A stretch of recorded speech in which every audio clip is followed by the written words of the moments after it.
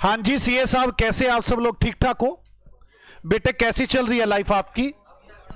Sir अब तक तो बढ़िया थी, अब आप आ गए तो बस पूछो ना हमारा हालात। हम बड़े दुखी हैं। बेटे आप दुखी है, मैं तभी तो आता हूं कि आप दुखी हैं।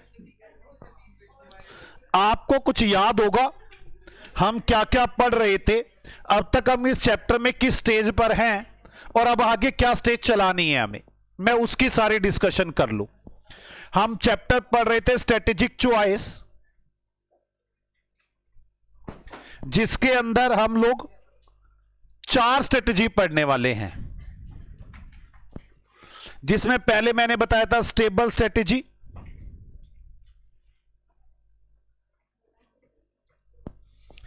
कि आप पूरे मैच्योरिटी स्टेज पर है, इसमें 4 बातें पढ़ी थी आपने। फिर आपने पढ़ा ग्रोथ स्ट्रेटेजी, इसने आपकी जान ले ली थी अब तक और तो कोई काम हुआ ही नहीं, इसने नहीं छोड़ा आपका पेंडा। इसके अंदर आपने क्या क्या पढ़ा? 4 तो बातें पढ़ी। 4 बातें पढ़ने के बाद आपने इसकी टाइप पढ़ी, और टाइप में 2 तरह की टाइप कौन कौन सी थी?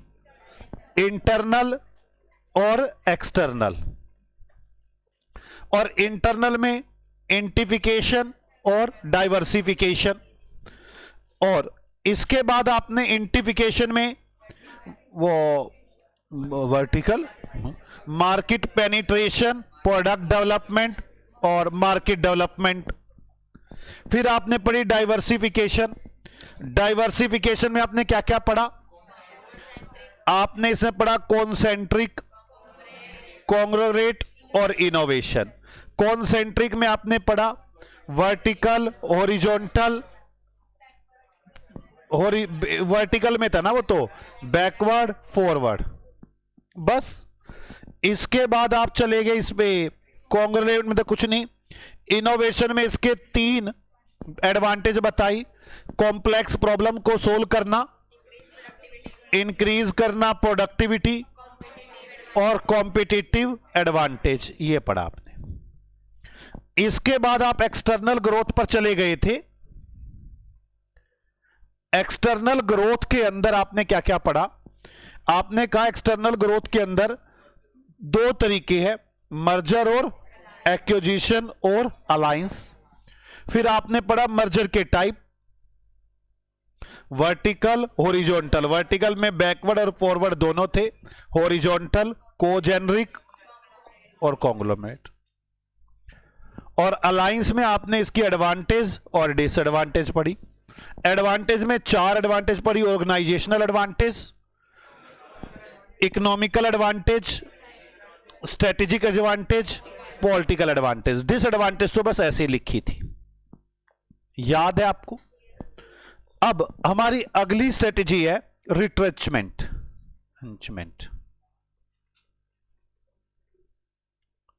मैं यह समझाना चाहता हूं, और इसके बाद है कॉम्बिनेशन।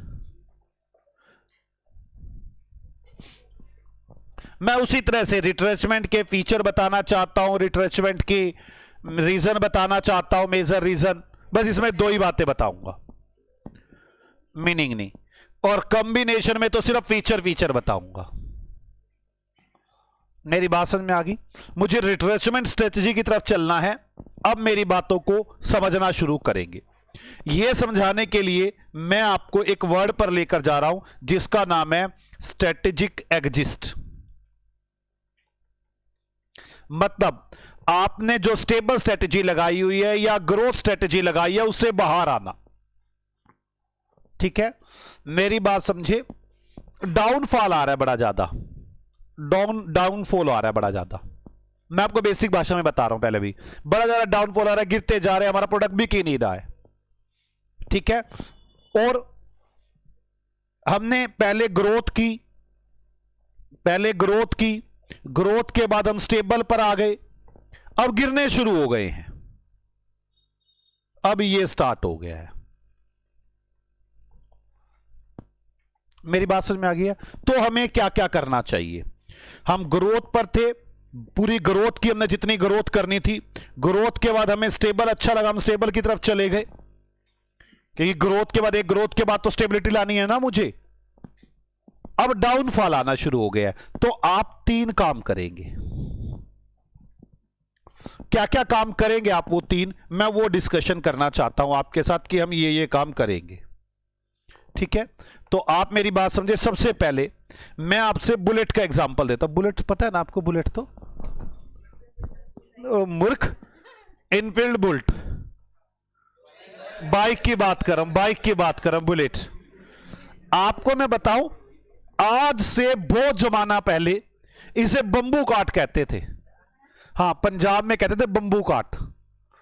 हाँ, पंजाब वाले जब भी बुलेट लेते थे, शादीशुदी होती थी, मतलब बड़े अमीर अमीर आदमियों के पास हुआ करती थी। तो उस टाइम पे, हाँ, वो आपके पास उस टाइम पे था। मैं मूर्ख, मैं बात कर रहा हूं जब आज तो 70s की, 70s में जब वहां पे शादी वादी से वो लड़का अपने ससुराल से गांव, मतलब अपने कहां पे वाइफ को लेके जाता था घर पे उसके, समझ में आ गया ना आपको?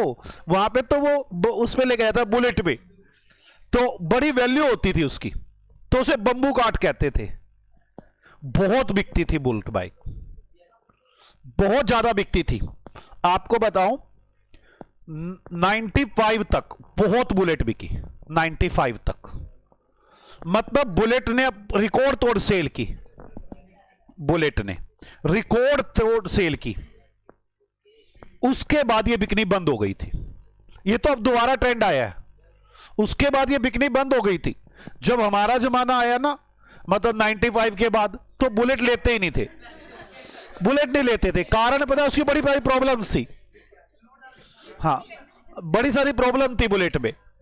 चक्कर ये है, आज तब हमारे जमाने से बच्चे ना थोड़े से कमजोर होने लग गए। जैसे आप लोग कमजोर है बिल्कुल, आपसे तो किक ही ना लगे उसकी। आप वो जो पुराने वाली बंबू काट की बात कर रहे हो, किक नहीं मार सकते आप उसकी। हमारे को उसकी प्रॉब्लम पता क्या थी?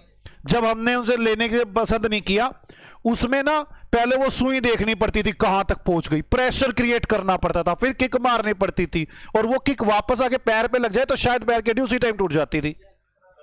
किसी ने देखी हो तो वो बुलेट देखी, वाली बुलेट, वो प्रेशर बना के किक मारते थे।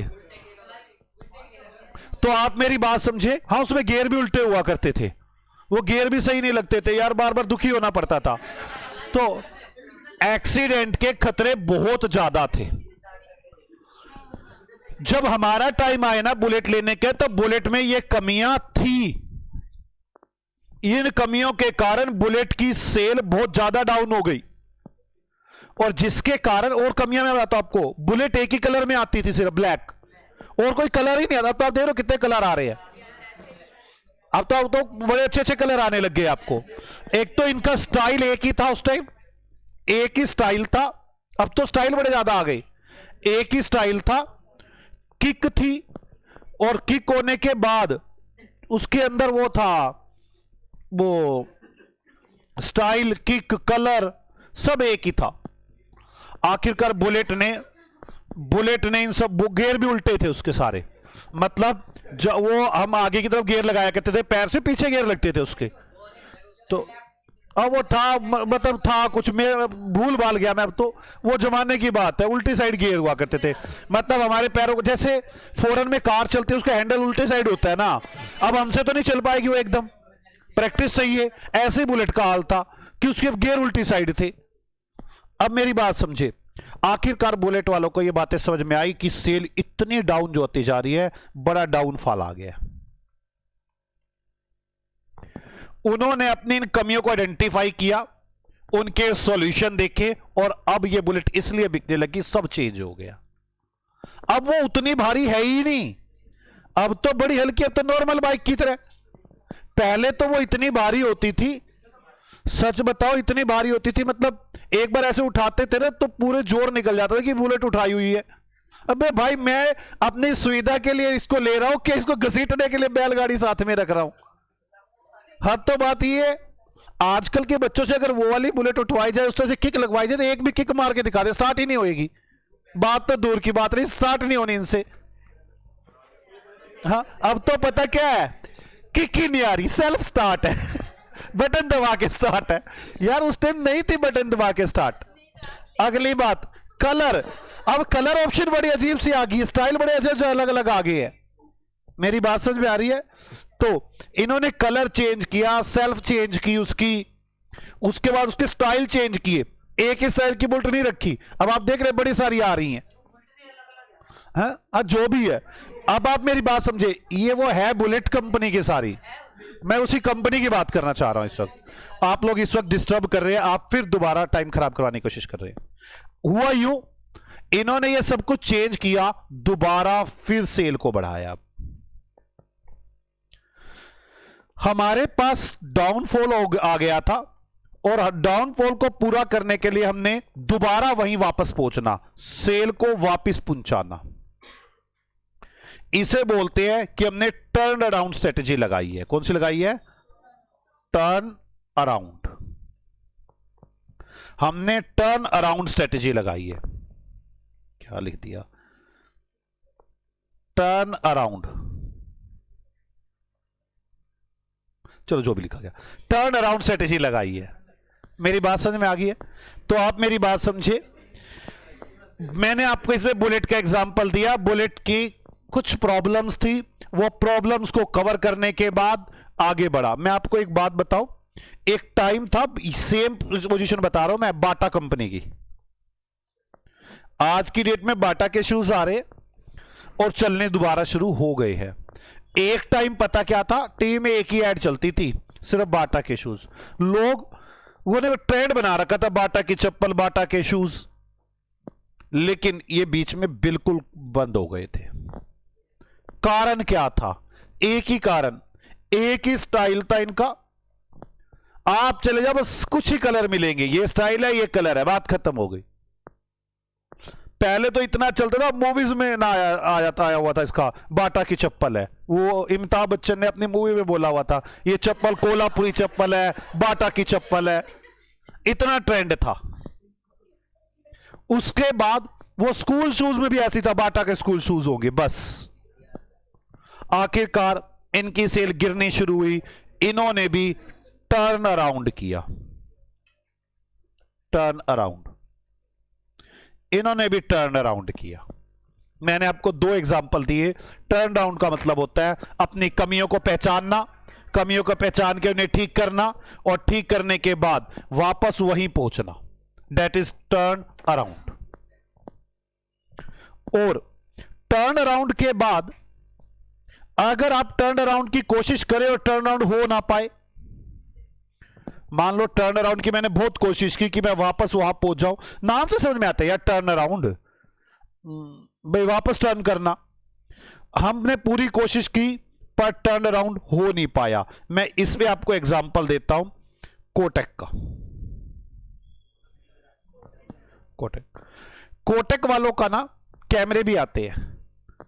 इन्होंने अपनी एक जीरोक्स मशीन निकाली थी, जीरोक्स मशीन, जिसका नाम था GEROX मशीन, जीरोक्स मशीन, जो कि फोटोस्टेट में और इन सब में काम किया करती थी, कि फोटोस्टेट वाली मशीनें बनाती थी। और कोटक वालों ने जीरोक्स मशीन पर काम चल नहीं रहा था इसका, इन्होंने बड़ा टर्न अराउंड करने की कोशिश की, टर्न अराउंड हो ही नहीं पाया। आखिरकार इन्होंने पूरी कंपनी बंद नहीं की, एक जीरोक्स मशीन वाला जो ये पार्ट था, जिस कंपनी का नाम था एक्सरोय, जीरोक्स की तो मशीन, जीरोक्स करने वाली मशीन थी, कंपनी का नाम ये रखा हुआ था। मैं आपको ज्यादा ध्यान क्या देना, बट था। आखिरकार इन्होंने इसको सेल कर दिया, बंद ही कर दिया ये डिपार्टमेंट। मेरी बात समझ में आ गई है? इन्होंने टर्न अराउंड की कोशिश की, इन्होंने टर्न अराउंड की कोशिश की,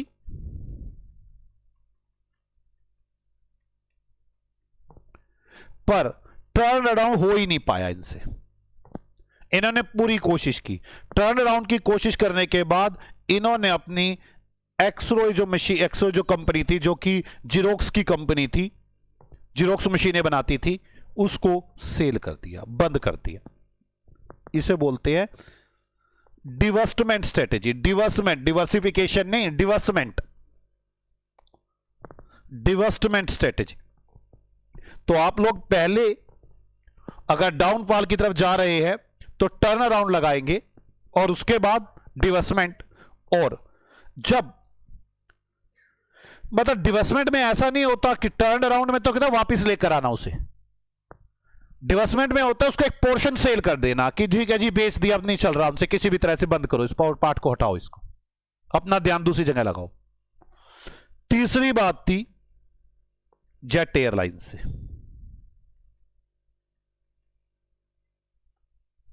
मैं जेट एयरलाइंस की बात करूं, इन्होंने पहले टर्न अराउंड की कोशिश की, नहीं हुआ, इन्होंने डिवेस्टमेंट भी किया, नहीं हो पाया, कुछ भी काम नहीं चल पाया, जो बाकी भी प्रोडक्ट भी थे अच्छे से काम नहीं चल पाए। आखिरकार इन्होंने ना तो इनसे टर्न अराउंड हो पाया, ना इनसे डिवेस्टमेंट हो पाई, इन्हें आखिरी में लिक्विडेशन करना पड़ा, कंपनी को ही बंद करना पड़ा। इसको बोलते हैं लिक्विडेशन स्ट्रेटेजी। क्या बोलते हैं इसको? Liquidation strategy. आप ऐसे नहीं, आपका प्रोडक्ट डाउनफॉल पे जा रहा हो तो एकदम भाग ले और भागकर आप लोग वो सीधा इसमें लिक्विडेशन में नहीं, पहले टर्न अराउंड की कोशिश करें, फिर डिवेस्टमेंट की, और फिर ना हो पाए तो लिक्विडेशन तो है ही है। ये तीन स्ट्रेटेजी हो गई, इन्हें बोलते हैं स्ट्रेटेजी एग्जिस्ट, कि हम बाहर निकल रहे हैं। ठीक है, बाहर निकलने के लिए पहले टर्न अराउंड की कोशिश करो, फिर डिवेस्टमेंट तो है ही है, नहीं तो फिर लिक्विडेशन है। और इन तीनों को बोलते हैं रिट्रेचमेंट स्ट्रेटेजी।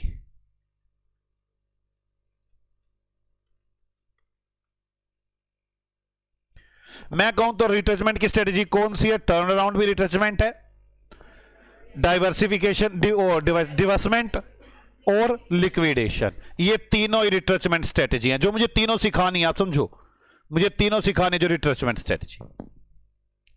मैं बाकियों में तो क्या कर रहा था, पहले इसी का फीचर और वो लिखवा रहा था। अब मैं ऐसा नहीं करूंगा, अब मैं पहले बाकी टर्न अराउंड और डिवेस्टमेंट, लिक्विडेशन के बारे में लिखवाऊंगा, फिर आऊंगा लिखवाने के लिए रिट्रेचमेंट के फीचर और रीजंस। आप मेरी बात समझे, पहले आपको इनकी नॉलेज होगी तभी तो लिखेंगे ना। किस किस को मेरी बात समझ में आ गई, किस क्या होता है क्या नहीं होता? बोलो। मैं रिट्रेचमेंट के बारे में भी कुछ नहीं बता रहा, रिट्रेचमेंट के बारे में तो मैं बाद में बात करूंगा।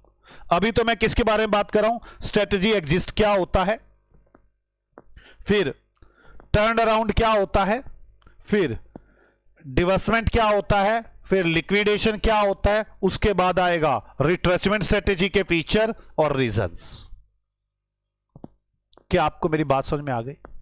तो मेरा पहला टॉपिक है लिक्विडेशन के बारे में, तो मुझे एक ही लाइन लिखवानी है, बंद करो कंपनी खत्म, है ही नहीं।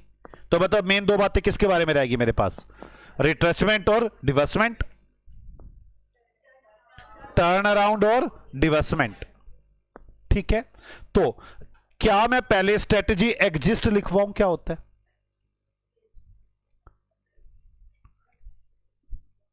Strategy exist? स्ट्रेटेजी से बाहर जाना क्या होता है? Exit, exit, exit,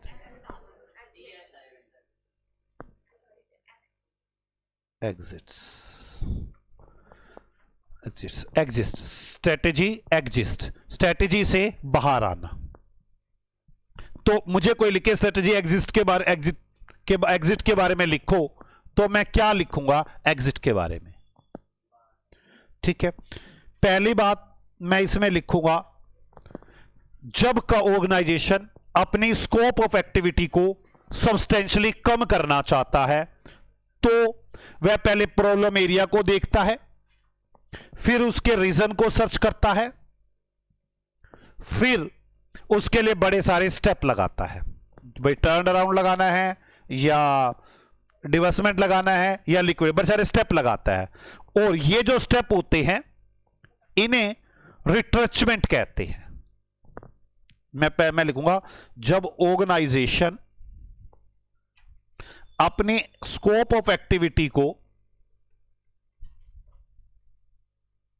substantially reduce करता है, मतलब उसको लगता है कि मुझे अपनी एक्टिविटी को रिड्यूस करना है, तो वो सबसे पहले बिजनेस की प्रॉब्लम को देखता है।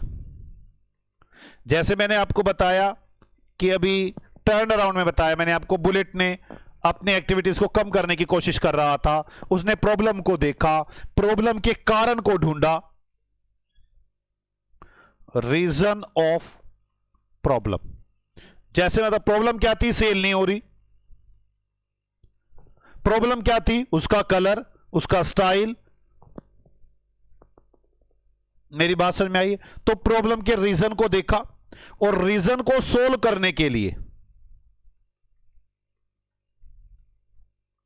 बड़े सारे स्टेप्स लगाते हैं। स्टेप में मैंने कौन कौन से स्टेप बताया, जैसे टर्न अराउंड हो गया, वो डिवर्समेंट हो गया, या लिक्विडेशन हो गया। वैसे मैं लिखने नहीं है यहां पर बताना है, बस बड़े सारे स्टेप लगाए जाते हैं। इन सब स्टेपों को, इन स्टेप्स को रिट्रेंचमेंट कहते हैं, रिट्रेंचमेंट स्ट्रेटेजी कहते हैं। इसके बाद मैं एक्सप्लेन करना शुरू कर दूंगा इसी में ही। पहले यहां तक बात होगी, दोबारा बोलना क्या लिखूंगा स्ट्रेटेजी एग्जिस्ट में, वो एग्जिट में क्या क्या लिखूंगा। एक तो स्कोप ऑफ एक्टिविटी को ऑर्गेनाइजेशन सब्सटेंशियली रिड्यूस करना चाहता है, वो उसमें प्रॉब्लम आइडेंटिफाई करता है, प्रॉब्लम के रीजन आइडेंटिफाई करता है, और रीजन आइडेंटिफाई हो जाने के बाद उन्हें सोल्व करने के लिए बड़े सारे स्टेप लगाता है। इन स्टेप्स को रिट्रेंचमेंट स्ट्रेटेजी कहते हैं। अब कौन कौन से स्टेप लगाते हैं, तीनों स्टेपों के बारे में थोड़ी थोड़ी बात लिख दी जाएगी। सबसे पहले मैं पहली बात लिखूंगा। पहला स्टेप क्या था, टर्न अराउंड। अगर ऑर्गेनाइजेशन फोकस करता है कि सेल दोबारा आ जाए, अगर ऑर्गेनाइजेशन फोकस करता है सेल वापस पहुंच जाए, तो वो टर्न अराउंड स्ट्रेटेजी की तरफ जा रहा होता है। और अगर वो अपने लॉस मेकिंग यूनिट्स को कट ही कर देता है, या बिजनेस के किसी ऑपरेशन को कट कर देता है, तो उसे डिवर्समेंट कहते हैं। मतलब अगर वो कट ऑफ कर देता है लॉस मेकिंग यूनिट को, या function of the business, function मतलब कोई भी एक बीच में कोई भी एक, वो जैसे मैं सेल कर रहा हूं, मैं परचेज कर रहा हूं, मैं मैन्युफैक्चरिंग कर रहा हूं, परचेज छोड़ दिया, या मैन्युफैक्चरिंग बीच में कोई भी एक स्टेप छोड़ दिया, मतलब किसी फंक्शन ऑफ बिजनेस को कट ऑफ कर देता है। ठीक है, जैसे मार्केटिंग वगैरह कुछ भी, किसी भी स्टेप को कट कर देता है, तो इसे डिवर्समेंट कहते हैं। और अगर कोई भी स्ट्रेटेजी काम नहीं करती, कोई भी एक्शन वर्क नहीं करता, तो अबेंडन कर देता है। अबेंडन मतलब बिल्कुल खत्म। अबेंडन स्ट्रेटेजी लगाते हैं जिसमें टोटल लिक्विडेशन हो जाता है। मैं स्ट्रेटेजी एग्जिट में यही लिखूंगा, स्ट्रेटेजी एग्जिट में यही लिखूंगा। मुझे बताना क्या क्या बातें हैं। फास्ट स्कोप ऑफ एक्टिविटी को सब्सटेंशियली रिड्यूस करना चाहते हैं हम, प्रॉब्लम एरिया को आइडेंटिफाई करते हैं, उन प्रॉब्लम एरिया के लिए रीजन ढूंढते हैं, उन्हें सोल्व करने के लिए बड़े सारे स्टेप लगाते हैं, इन स्टेप को रिट्रेंचमेंट बोलते हैं। आगे ऑर्गेनाइजेशन अगर वापस उसी सेल पर आने के लिए फोकस करता है तो टर्न अराउंड बोलते हैं। अगर वो कट कर देता है अपनी लॉस मेकिंग यूनिट को या फंक्शन ऑफ बिजनेस को, जैसे मार्केटिंग, उसे डिवर्समेंट के बोलते हैं। और अगर कोई भी एक्शन वर्क नहीं करता, अबेंडन स्ट्रेटेजी लगाई जाती है जिसमें टोटल लिक्विडेशन हो जाता है। क्या आपको स्ट्रेटेजी एग्जिट समझ में आ गया? ये बातें लिखूंगा मैं स्ट्रेटेजी एग्जिट में, उसके बाद मैं चलाऊंगा टर्न अराउंड को। अभी तो मैंने इसके, मुझे कोई खाली ये कहे स्ट्रेटेजी एग्जिट लिख के दिखाओ तो मैं यही लिखूंगा। अब देखो मैं आपसे फिर कह रहा हूं, आप बोला करें साथ साथ कि जी हमने ये वर्ड हो गए। अब लिखूंगा फिर याद करें पहली लाइन क्या लिखवाऊंगा, यार याद करवा के लाइनें लिखवा रहा हूं। अब मुझे बता, एग्जिट का मतलब यही तो था कि मैं नहीं हो पा रहा, बाहर आओ, इसमें टर्न अराउंड लगाओ या डिवर्समेंट लगाओ या लिक्विडेशन करो। अब इसको लिखूं क्या, मुद्दा लिखने का आ गया, लिखने के वर्ड बता रहा हूं कि क्या है। चलें आ जाओ, लिखना शुरू कर रहे हैं स्ट्रेटेजी एग्जिस्ट। एक तो ना ब्लैक पेंसिल हो ना,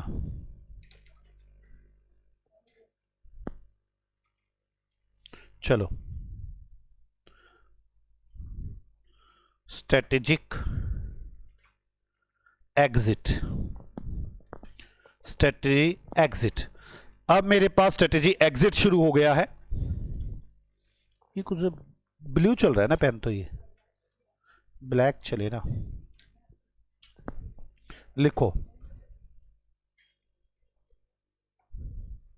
स्ट्रेटेजी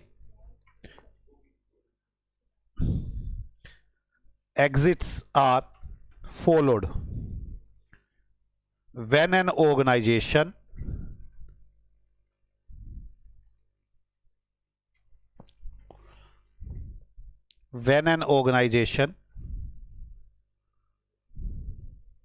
जल्दी बोलो क्या लिखूं, substantially reduce the scope of activity,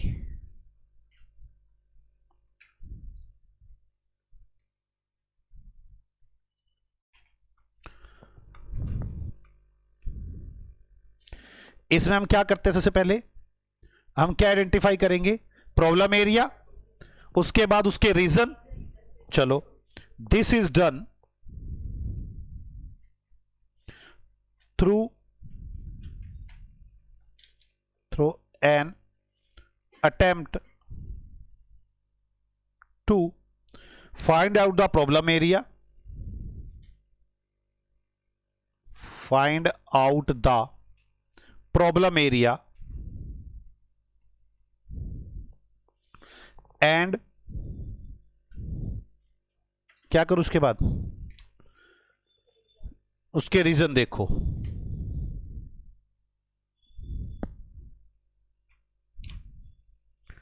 diagnose the cause of the problem, cause of the problem.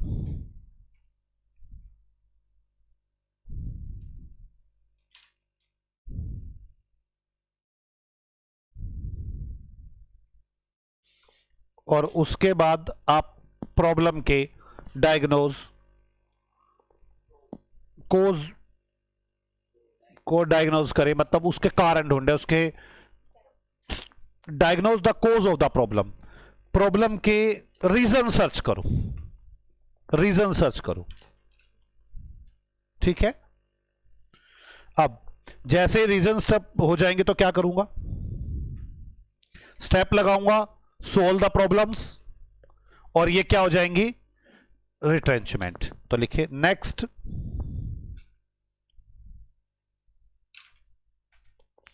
Steps are followed, steps are taken, steps are taken to solve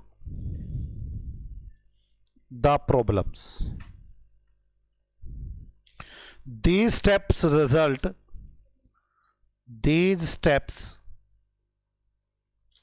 results in a different kind of retrenchment strategy.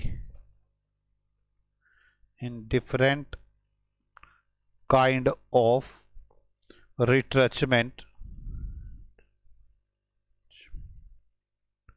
strategy.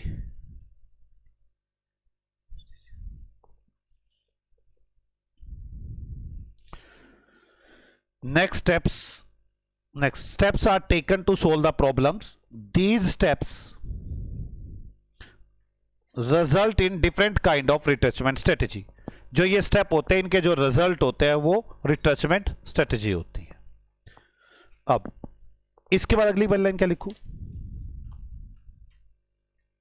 जल्दी यहां से याद करो जल्दी। Scope की बात लिख ली, प्रॉब्लम देखें, diagnose the causes of the problem और solve the steps, these steps called retrenchment, result in statement. अब टर्न अराउंड के बारे में लिखते हो थोड़ा सा, एक लाइन टर्न अराउंड के बारे में। If organisation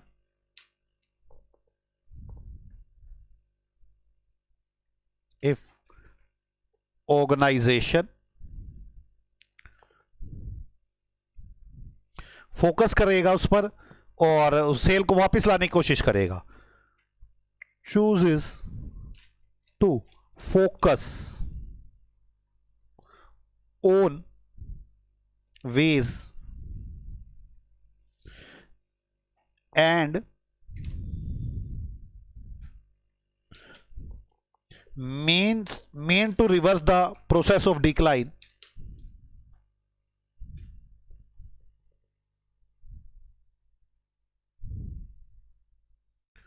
reverse the process of decline,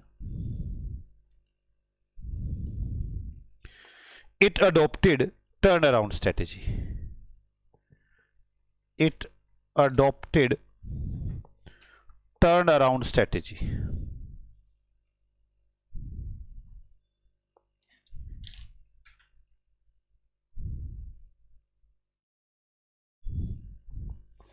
ठीक है, अगर आप फोकस करते हैं करंट वेज पर, जो रास्ते हैं उन पर फोकस करते हो ताकि हम रिवर्स कर सके अपने डिक्लाइन प्रोसेस को, जो हमारी सेल गिर रही है उसको ठीक कर सके, तो हम कौन से अडॉप्ट कर रहे हैं? Turn around strategy. और अगर कट ऑफ कर देते हैं तो लिखे इफ इट कट्स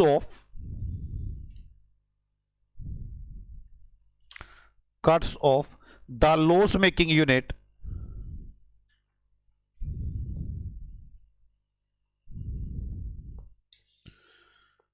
division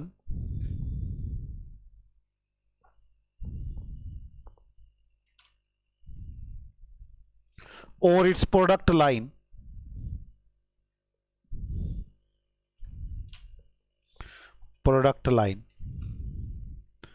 अगर हम कट ऑफ कर देते हैं लॉस मेकिंग यूनिट्स को और इसकी किसी प्रोडक्ट लाइन को, या रिड्यूस द फंक्शन परफॉर्म्ड और reduce the function performed, जो हम फंक्शन कर रहे हैं उनमें कोई फंक्शन बंद कर देते हैं, it adopted A divestment strategy. It adopted A divestment strategy.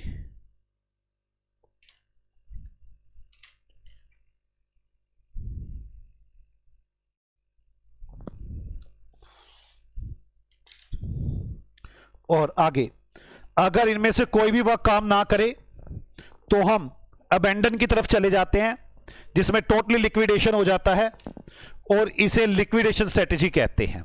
लिखे इफ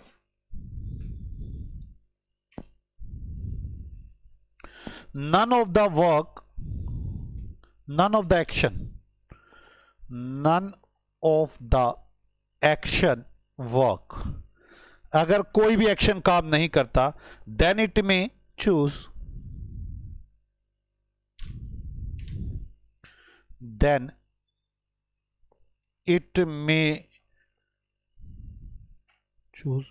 to abandon,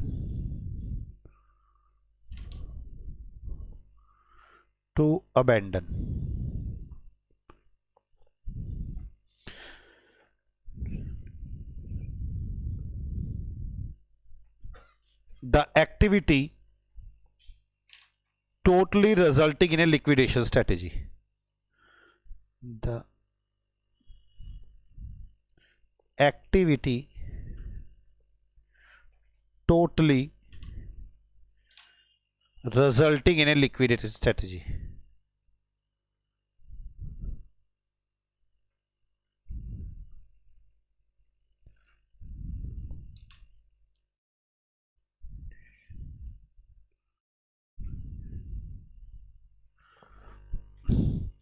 क्या आपको मेरी बात समझ में आ गई?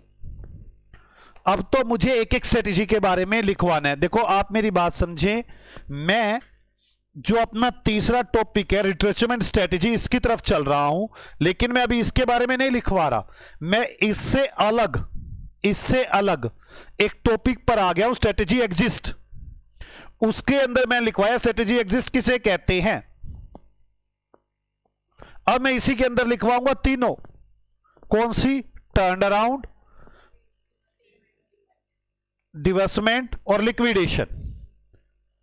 मैंने आपको टर्न अराउंड में बाटा का एग्जांपल दिया, मैंने आपको इसमें बुलेट का एग्जांपल दिया, मैंने इसके अंदर कोडेक है, वैसे कोटक नहीं कोडेक है, उससे कैमरा आता है कोडेक का, मैं गलत बोल रहा, कोटक नहीं था कोडेक है, वो कोडेक का कैमरा आता है, उन्हीं की वो मशीन आई थी वो। इसके बाद मैंने इसमें लिक्विडेशन में आपको जेट एयरवेज का एग्जांपल दिया। मेरी बात समझ में आ गई है? पर पहले मैंने ये बताया मुझे स्ट्रेटेजी एग्जिस्ट में क्या लिखोगे। अब मैं पहले इस टॉपिक को पूरा करके आऊंगा, फिर आऊंगा वापस कि जी मेरी टर्न अराउंड में रिट्रेचमेंट में ये बातें आएंगी। मेरी बात समझ में आ रही है आपको? मेरी बात समझ में आ रही है कि मुझे कैसे चलना है? बोलो बच्चों, पक्का? मतलब मेरे पास अभी जो चल रहा है वो कुछ इस तरह से, मैं स्ट्रेटेजिक ऑप्शन एक है और स्ट्रेटेजी एग्जिट एक है। स्ट्रेटेजिक ऑप्शन के अंदर मेरे पास चला हुआ था स्टेबल करा चुका, वो ग्रोथ करा चुका, क्या चलना है उसमें? रिट्रेंचमेंट। अभी वो रोक दिया है, मैं कहां पहुंच गया हूं? एग्जिट पे, क्योंकि आपको मैंने बताया इन सब को ही बोलते हैं रिट्रेंचमेंट। पहले ये तीनों समझ में तो आए, तो मैंने इसमें स्ट्रेटेजी एग्जिट में आपको बातें बताई हैं क्या क्या लिखनी है। क्या क्या लिखनी है? ऑर्गेनाइजेशन अपने स्कोप ऑफ एक्टिविटी को कम करना चाहता है, सब्सटेंशियली कम करना चाहता है, वो अपने प्रॉब्लम एरिया को सर्च करता है और प्रॉब्लम एरिया के बाद diagonal the causes of the problem, उसके रीजन को डायगोनल करता है, सर्च करता है। उसके बाद डायगोनल हो गया, उसके बाद क्या करता है? वो उसको सोल्व करने के लिए स्टेप लगाता है, और ये सारे स्टेप क्या कहलाते हैं? रिट्रेंचमेंट। देखो आ गया रिट्रेंचमेंट वाली बात यहीं पहुंच रही है। और ये स्टेप कौन कौन से? तो 3 बता दिए। कौन सा बताया?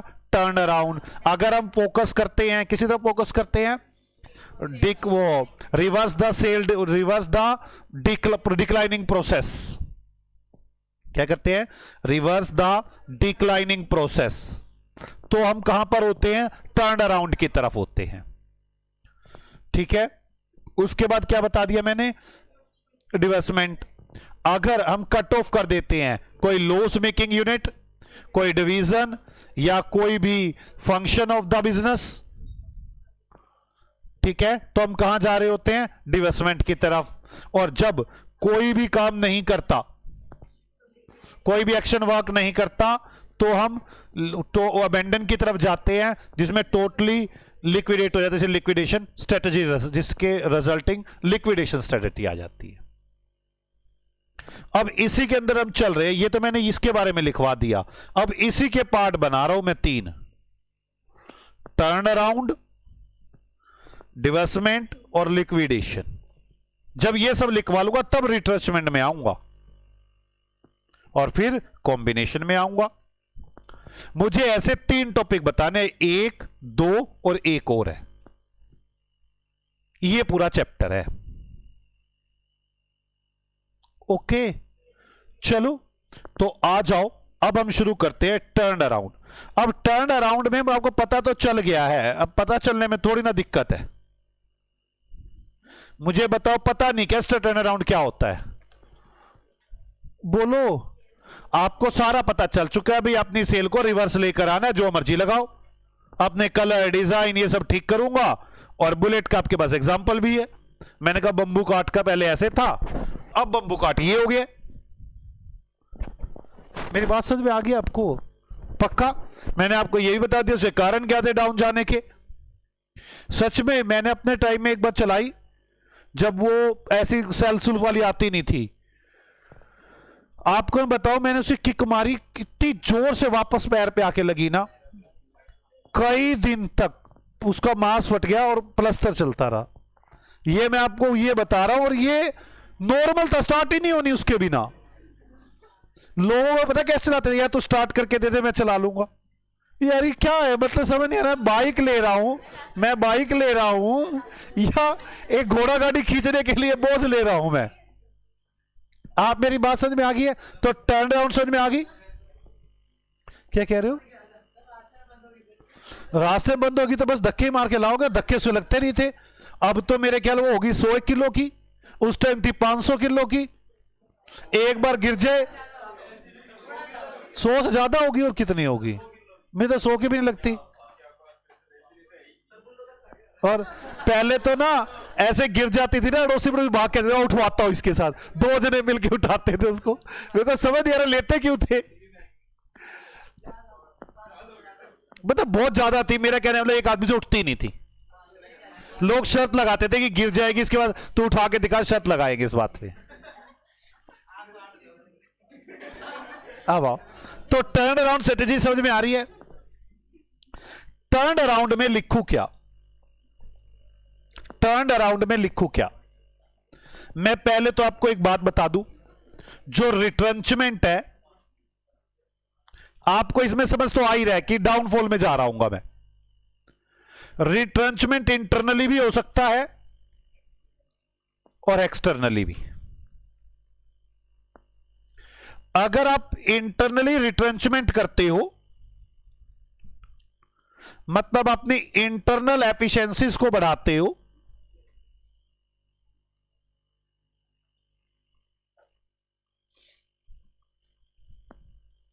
या इंप्रूव करते हो, जैसे उन्हें बुलेट ने किया, इंटरनली इंप्रूव किया ना, बाहर से तो ना कुछ किया ना, तो उन्होंने कोई पैसा लगाया ना, किसी से कोई मर्जर एक्विजिशन किया, कुछ नहीं किया। उन्होंने अपनी कमियां इंटरनली देखी, एफिशिएंसी बढ़ाई, इंप्रूव की, तो इसको बोलते हैं टर्न अराउंड स्ट्रेटेजी। ये बात लिख के आनी होगी, ये नहीं लिख के आएंगे। और ये तो लाइन है ही है कि रिवर्स करते हैं हम डिक्लाइन प्रोसेस को, इसके लिए फोकस करें तो उसे टर्न अराउंड की तरफ जा रहे हैं हम। पर टर्न अराउंड स्ट्रेटेजी का मेन मीनिंग में ये लिख कर आना है। रिट्रेंचमेंट इंटरनली हो सकता है, एक्सटर्नली हो सकता है। इंटरनली रिट्रेंचमेंट का मतलब होता है इंटरनल एफिशिएंसी को बढ़ाना और इंप्रूव करना, इसे टर्न अराउंड स्ट्रेटेजी कहेंगे। अब आपको कैसे पता चलेगा कि एक फर्म में टर्न अराउंड स्ट्रेटेजी लगानी है? जैसे वहां रीजन थे, सेम वही बात, टर्न अराउंड स्ट्रेटेजी के रीजन क्या है, कैसे पता चलेगा एक फर्म में इसकी जरूरत आन पड़ी है? नेगेटिव कैश फ्लो हो रहे होंगे, नेगेटिव कैश फ्लो याद कर लो, ये बड़ा इंपॉर्टेंट है सारी बातें, और ये मेरे बड़े काम आने वाली 3-4 स्ट्रेटेजी में इसी से निकाल दूंगा। नेगेटिव कैश फ्लो हो रहे हैं मुझे, मतलब मैं उस बिजनेस से देख रहा हूं नेगेटिव ही नेगेटिव जा रहे हैं, कैश जा ही जा रहा है, आ नहीं रहा।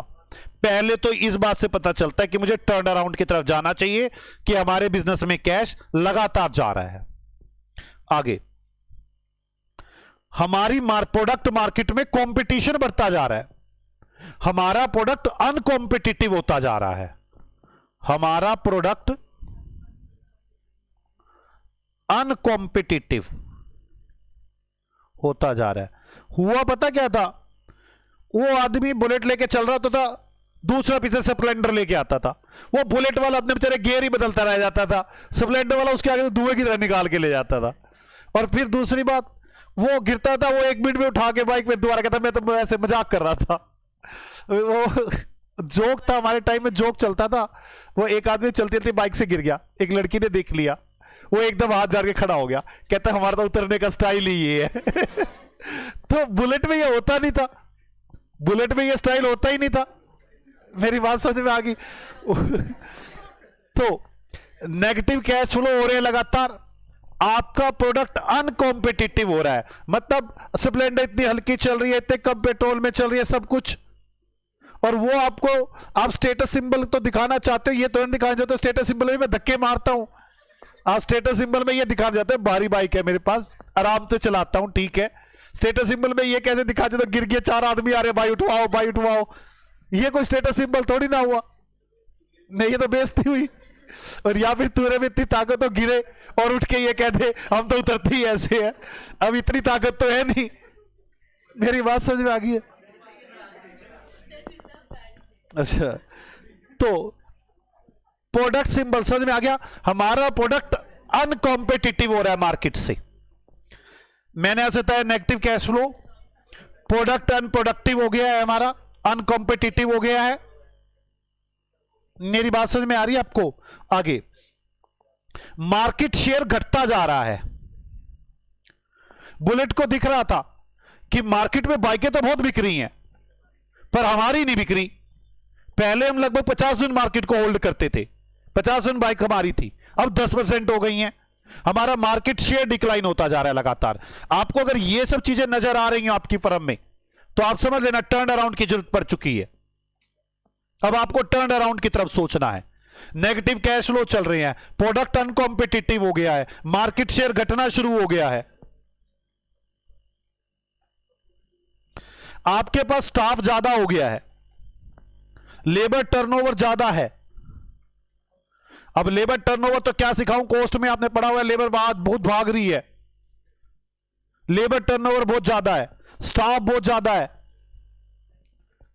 मेरी बात सुनिए, मोरल डाउन है स्टाफ का। स्टाफ वाले आते कहते कुछ नहीं, डूबना है कंपनी दे, तो उनका मोरल ही डाउन हो चुका है, कह रहे बिक नहीं रही बुलेट।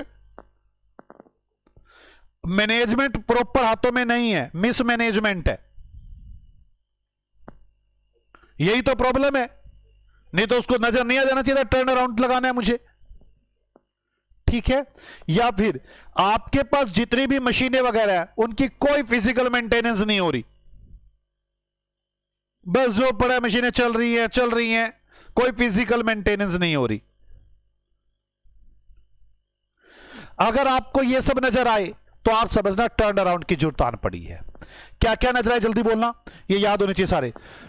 तो आपके पास पहली बात नेगेटिव कैश फ्लो हो रहे हैं, दूसरी बात अनकॉम्पिटिटिव प्रोडक्ट हो रहा है, तीसरी बात मार्केट शेयर डिक्लाइन हो रहा है, चौथी बात स्टाफ का ज्यादा हो रहा है, लेबर टर्नओवर ज्यादा हो रही है, लो मोरल है उनका, अगली बात मिसमैनेजमेंट है, फिजिकल मेंटेनेंस प्रॉपर नहीं है।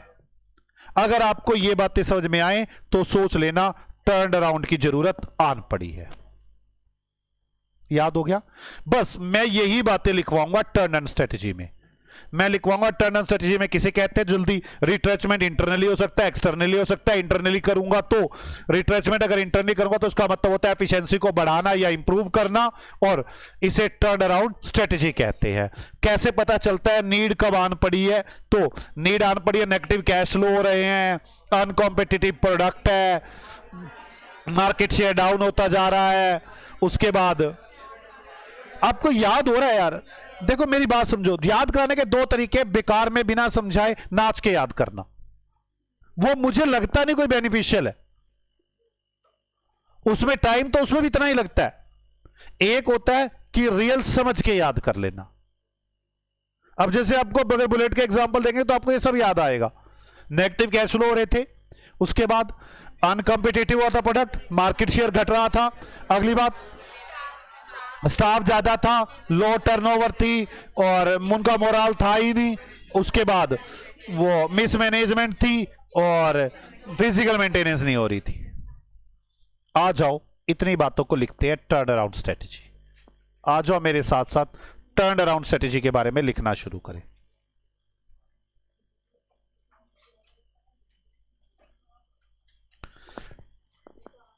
Turn around strategy,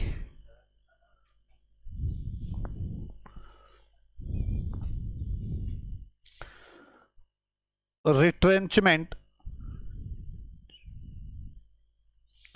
may be done either internally or externally.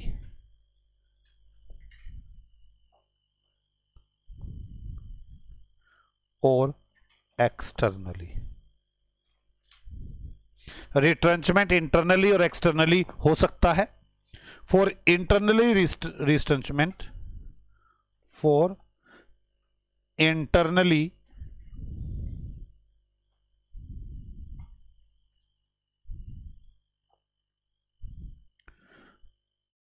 retrenchment to take place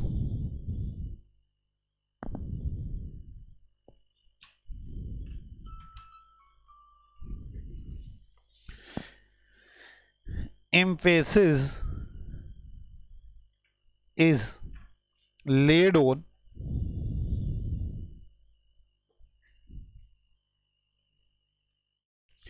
improving internal efficiency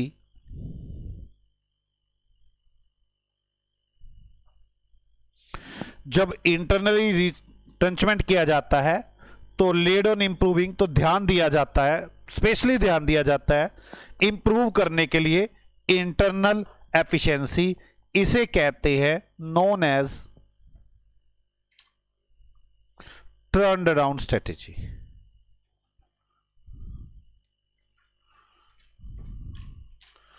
turn around strategy, इसे टर्न अराउंड स्ट्रेटेजी कहते हैं।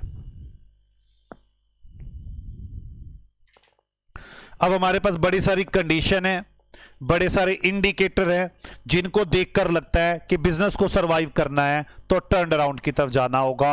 वो इंडिकेटर कौन कौन से हैं मुझे वो भी बताने हैं। पहले लिखता हूं मैं, देयर आर सर्टेन कंडीशन और indicators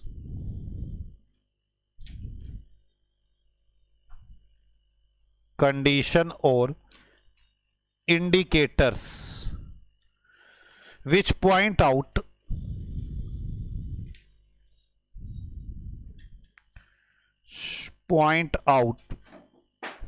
that a turnaround strategy is needed. A turnaround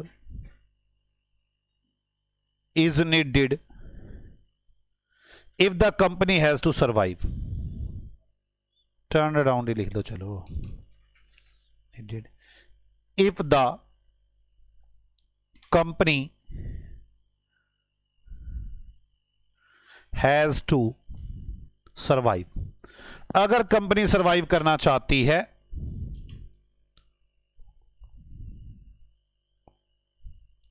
तो बड़े सारे इंडिकेटर्स है। द डेंजर सिग्नल्स आर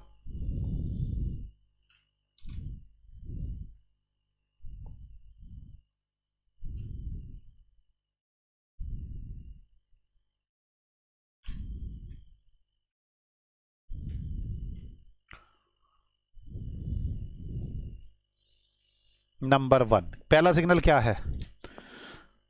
लगातार कैश नेगेटिव हो रहा है, तो लिखें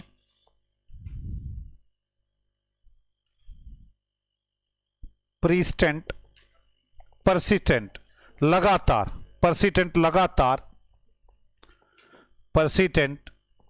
negative cash flow from the business से लगातार कैश फ्लो नेगेटिव होता जा रहा है।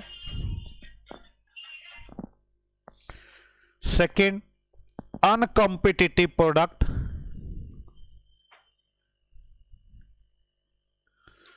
प्रोडक्ट। तीसरा, डिक्लाइनिंग मार्केट शेयर।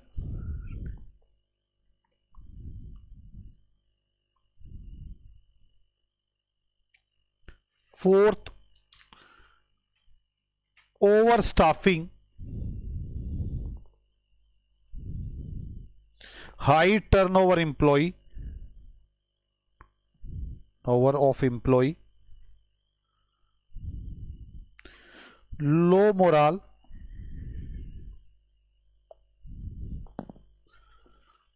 मिसमैनेजमेंट,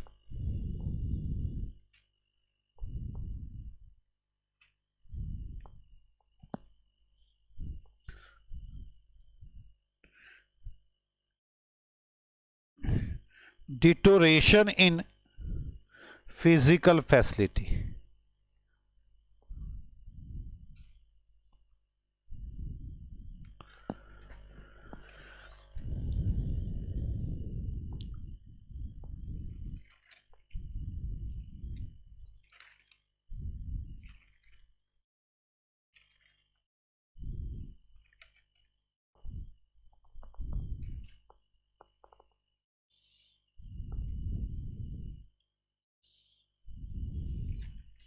आपको ये बात समझ में आ गई? बोलो। मैं चल रहा हूं टर्न अराउंड स्ट्रेटेजी की तरफ। मैंने आपको बताया अब तक आज की क्लास में मैंने शुरू किया हुआ था क्या क्या चीज मैंने आज टॉपिक शुरू किया। सबसे पहले स्ट्रेटेजी एग्जिट। और मैंने इसमें क्या क्या लिखवाया, जल्दी बोलो। स्ट्रेटेजी एग्जिट में मैंने कहा आप सब्सटेंशियली रिड्यूस करना चाहते हैं स्कोप ऑफ एक्टिविटीज। फिर मैंने क्या लिखवाया इसमें, find out the problem areas, problem area. और फिर क्या किया, diagnose the causes of problem. इसके बाद मैंने क्या बताया, steps taken for solve the problems. और फिर क्या बताया, this steps resulting in these steps resulting in retrenchment। इसके बाद बताया कि अगर focus on reversing the process of decline तो इसे हम टर्न अराउंड स्ट्रेटेजी कहेंगे।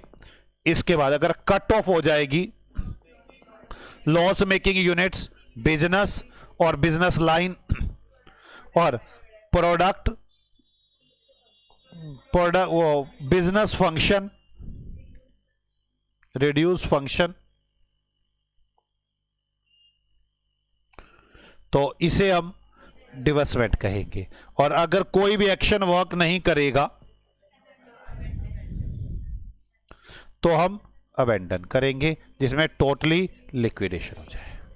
बस इसके बाद मैंने इसमें बताना है आपको, वैसे तो 3 बतानी है, तो मैंने इसमें पहले शुरू की हुई है टर्न अराउंड, और फिर कौन सी बतानी है, डिवेस्टमेंट और फिर लिक्विडेशन। तो मैं टर्न अराउंड की तरफ चल पड़ा हूं। मैंने टर्न अराउंड में लिखना शुरू किया कि जी जो रिट्रेचमेंट होती है वो इंटरनली भी हो सकती है, एक्सटर्नली भी होती है। अगर इंटरनली रिट्रेचमेंट होती है तो इंटरनल एफिशिएंसी को इंप्रूव किया जाता है, इसे टर्न अराउंड कहते हैं।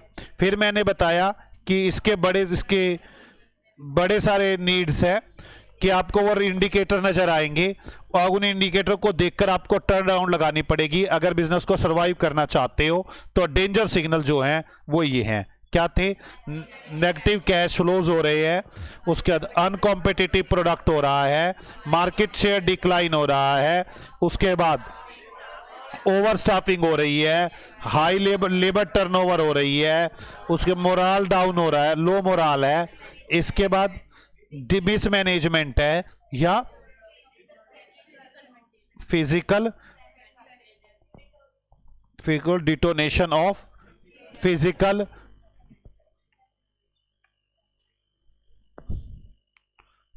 Facilities, detonation of physical facilities. ठीक है, अब मैं इसी के अंदर लिखवाने वाला हूं अभी टर्न अराउंड में ही, जो बड़ा टॉपिक है मेरा, कैसे टर्न अराउंड स्ट्रेटेजी का एक्शन प्लान होना चाहिए कि हम वो सक्सेसफुल हो जाए। एक्शन प्लान क्या होना चाहिए, बस मैंने पहले तो देख लिया इंडिकेटर हो गए, बस जाते कह दूं टर्न अराउंड लगा दो, कोई प्लान तो पूरा बनाऊंगा ना टर्न अराउंड के लिए। तो वो एक्शन प्लान क्या होगा, action plan for successful turn around strategy. क्या एक्शन प्लान बनाऊंगा कि टर्न अराउंड सक्सेसफुल हो जाए। यार आप ना इस तरह थोड़ा थोड़ा रोज बनाते रहे ना चार्ट, आपको आराम से समझ में आ जाएगा। आप ये थोड़ा थोड़ा तो बनाना पसंद नहीं करते, करना कितना काम है इसको बनाने में, लेकिन आप इसको ही बनाना पसंद नहीं करते। इस प्लान में मैं आपको 5 काम बताऊंगा, आपको 5 काम करने हैं।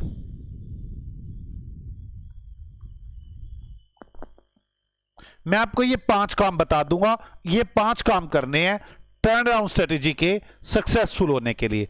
Action plan for turn around strategy.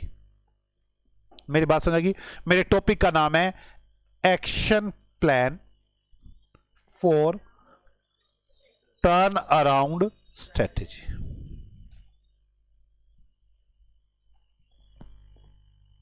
ठीक है, तो टर्न अराउंड स्ट्रेटेजी के लिए मुझे 5 बातें बतानी है। मैं आपको बता दूं मैं कैसे कैसे समझाऊंगा इन 5 बातों को।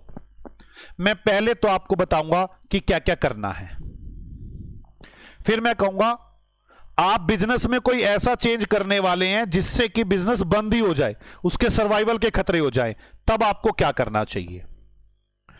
अगर बिजनेस के अंदर अचानक अभी ऐसा हो रहा है कि ब्लड आ रहा है, ब्लड आ रहा है मतलब अभी बड़ा घाटा हो रहा है, कोई इमरजेंसी प्लान लगाना है वो लगाएं। क्लियर? इस तरह से मेरे 5 स्टेप चलने वाले हैं, 2 और बताऊंगा, फिर लास्ट में आप अपने स्टेप पर पहुंच जाएंगे जहां पर थे। कैसे पता चलेगा कि मैं जहां पर था वहां पहुंच चुका हूं? यही तो टर्न अराउंड है। तो सबसे पहले तो क्या क्या करना है, फिर अगर सर्वाइवल के खतरे हो गए फिर क्या क्या सोच समझना है, और अगर बिजनेस में इमरजेंसी है, कोई ब्लड आ रहा है अचानक ही, तो पहले तो ब्लड को ही रोक लो। मेरी बात समझ में आ रही है? उसके बाद क्या मैं शुरू करूं?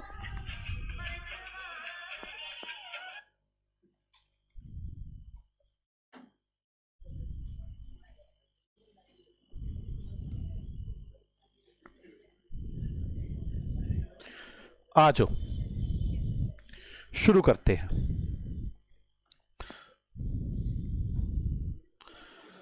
मैं पहले तो जैसे ये शुरू करूंगा कि एक्शन प्लान, तो पहले तो मैं इसमें थोड़ी सी बातें लिखूंगा, फिर प्लान बताऊंगा कि 5 स्टेप है। पहले तो इसी में थोड़ी सी बात लिखूंगा।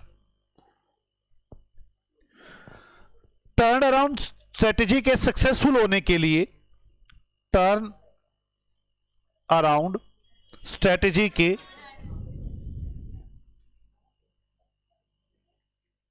सक्सेसफुल होने के लिए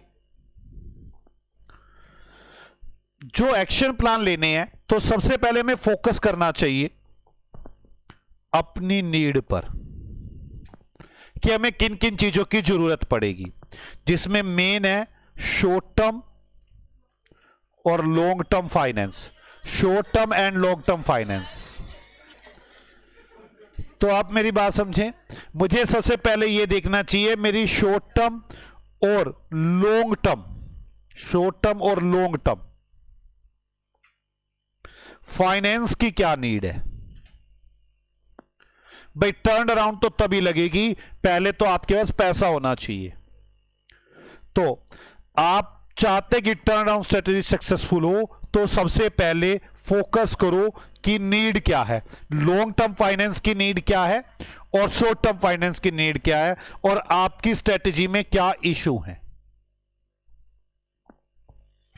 इसके बाद मैं आपको 5 रास्ते बताता हूं, वो 5 रास्ते आपको फॉलो करने हैं एक सक्सेसफुल स्ट्रेटेजी के लिए।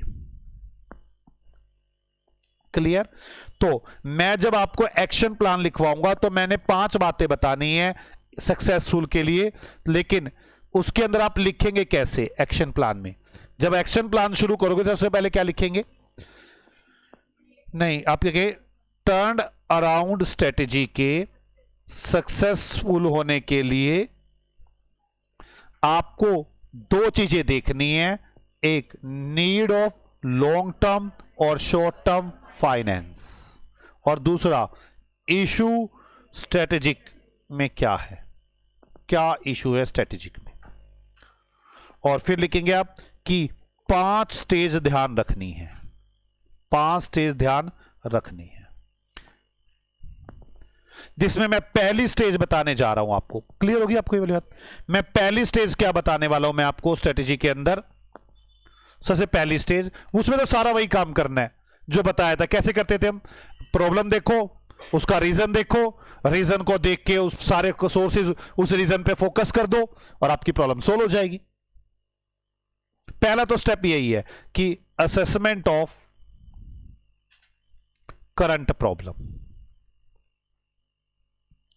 सबसे पहला step assessment of current problem. मैं पेन को ब्लैक करूं पहले तो, मुझे रेड पेन अच्छा नहीं लगता।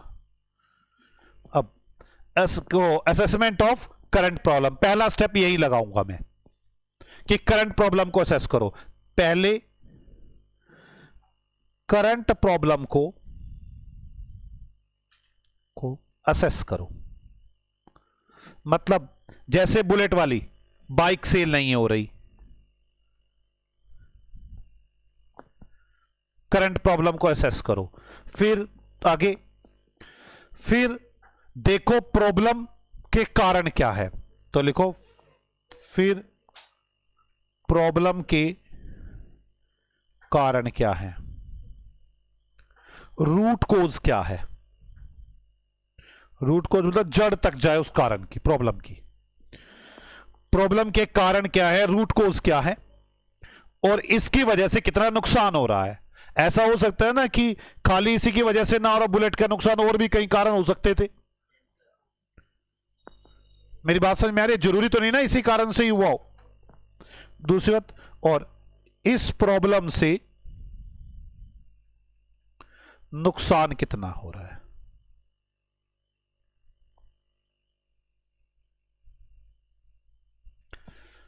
असेसमेंट ऑफ प्रॉब्लम में सबसे पहले काम क्या करोगे, प्रॉब्लम को आइडेंटिफाई करोगे, बाइक नहीं सेल हो रही। फिर प्रॉब्लम के रूट कोज ढूंढोगे, फिर उन रूट कोज की वजह से नुकसान कितना हो रहा है ये देखोगे, और फिर मतलब जैसे मैं कह दूं कि किक की वजह से 10% का नुकसान हो रहा है, कलर की वजह से 5% का नुकसान हो रहा है, वेट की वजह से 5% का नुकसान हो रहा है। मेरी बात समझ में आ रही है? तो कारण से कितने परसेंट प्रॉब्लम का आपको नुकसान हो रहा है उससे कारण ये देखिए, और फिर जैसे ही प्रॉब्लम आइडेंटिफाई हो जाए तो अपने सारे रिसोर्सेज को उस प्रॉब्लम पर फोकस करो और उस समस्या को, उस प्रॉब्लम को इमीडिएटली रिपेयर कर दो। ये वाली बात तो हम पहले कर ही चुके, इसमें पहले स्टेप में तो कुछ नहीं है। मेरी बात समझ में आ गई है? पहले स्टेप में क्या क्या कहा है, सिंपल क्वेश्चन कर गया, क्या करना है, हमें करंट प्रॉब्लम को देखना है। मैं यहां लिख देता हूं, असेस करंट प्रॉब्लम। दूसरे स्टेप पर क्या करना है, get root cause and extent of damage due to date, कितना उससे डैमेज हो रहा है आपको। इसके बाद जब प्रॉब्लम आइडेंटिफाई हो जाएगी तो सारे रिसोर्सेज का फोकस कर दो ताकि इमीडिएटली रिपेयर हो सके।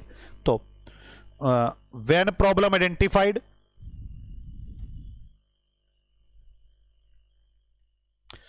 resources should be focused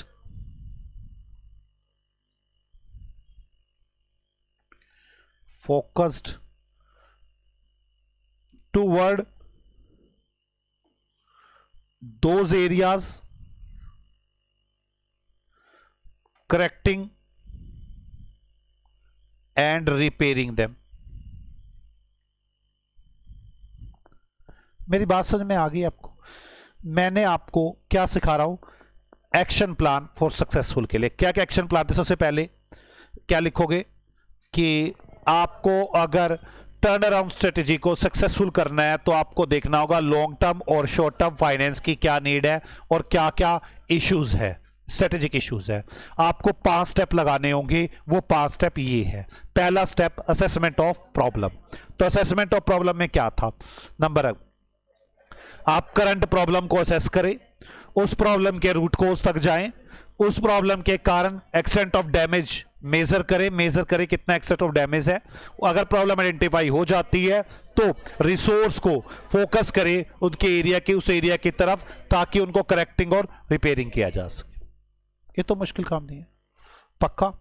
मैं चल रहा हूं टर्न अराउंड स्ट्रेटेजी की तरफ। आप टर्न अराउंड स्ट्रेटेजी पढ़ चुके हैं काफी कुछ, आप उसके अब स्टेप पढ़ रहे हैं, क्लियर है, पक्का। मैं अब दूसरे स्टेप पर चल रहा हूं, एक स्टेप हो गया, दूसरा स्टेप ये वही है जो मैं कह रहा था कि अगर आप चेंज करें कुछ और उससे बिजनेस डूबने के खतरे हो तो थोड़ा रुक जाए, एकदम ना चेंज कर देना।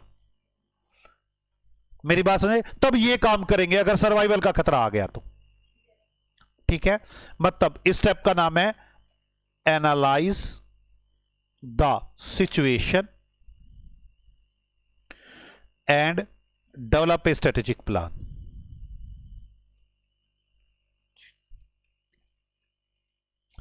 Analyse the situation and develop a strategic plan मतलब क्या, आपने अगर मेजर चेंज करना पड़ता है,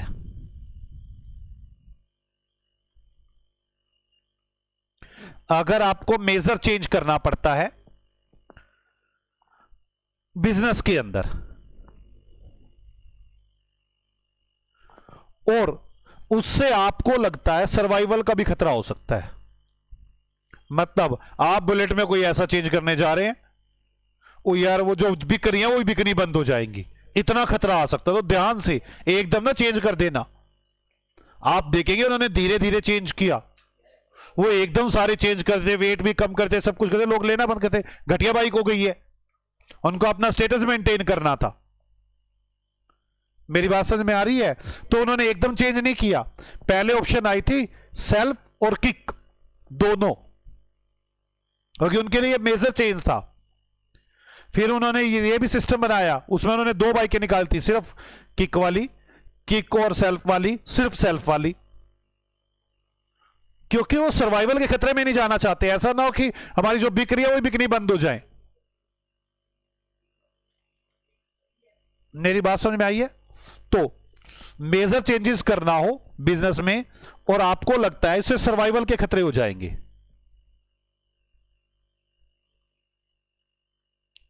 सर्वाइवल में दिक्कत आ जाएगी, तो आप लोगों को क्या करना चाहिए, मैं ये बात समझाना चाहता हूं। किस किस को मेरी बात समझ में आ रही है? पक्का?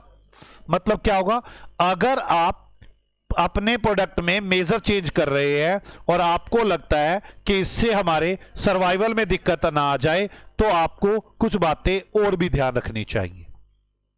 खाली आइडेंटिफाई करो और रूट कोज देखो मत कर दो, अगर सर्वाइवल के खतरे तो कुछ और बातें भी ध्यान रखनी चाहिए। आपको पहले एप्रोप्रिएट स्ट्रेटेजी का प्लान करना चाहिए, आइडेंटिफाई करनी चाहिए कि मुझे क्या कुछ करना है। पहले आइडेंटिफाई, पहले एकदम डेवलप ना कर दें, पहले जो करना है उसको आइडेंटिफाई करो, फिर बाद में आइडेंटिफाई करो, फिर एनालाइज कर दो, फिर डेवलप करो वो स्ट्रेटेजी।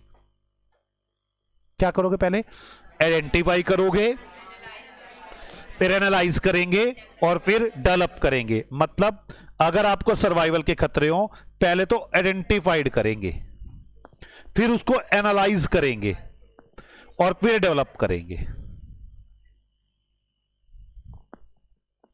मतलब मैं आपसे कहूंगा कि आप आइडेंटिफाई करें एप्रोप्रिएट स्ट्रेटेजी क्या होगी,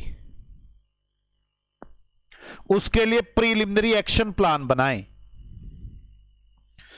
आप देखें वाइबल कोर बिजनेस क्या है, हमारा कोर बिजनेस क्या है,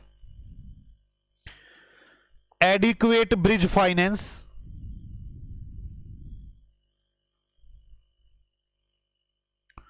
और ऑर्गेनाइजेशन के पास रिसोर्सेज क्या है। मैं समझाता हूं क्या है। सबसे पहले आप एप्रोप्रिएट स्ट्रेटेजी को देखें, भाई बड़ी सारी स्ट्रेटेजी है, उसमें से अपने लिए एप्रोप्रिएट देखें। अभी मैंने आइडेंटिफाई किया, सिर्फ लगाई नहीं है, आइडेंटिफाई करूंगा एप्रोप्रिएट स्ट्रेटेजी, एक्शन प्लान बनाऊंगा, देखूंगा कि वाइबल कोर बिजनेस क्या है, मैं किस कारण मेन जाना चाहता हूं। बुलेट अपने वेट के कारण, अपनी आवाज के कारण, इन्हीं सभी कारणों से जानी जाती है, और अगर मैं चेंज करूंगा इससे चेंज बहुत कुछ होगा। तो अपना वाइबल कोर बिजनेस देखें। Adequate bridge finance, bridge finance क्या होता है मैं थोड़ा सा बता दूं।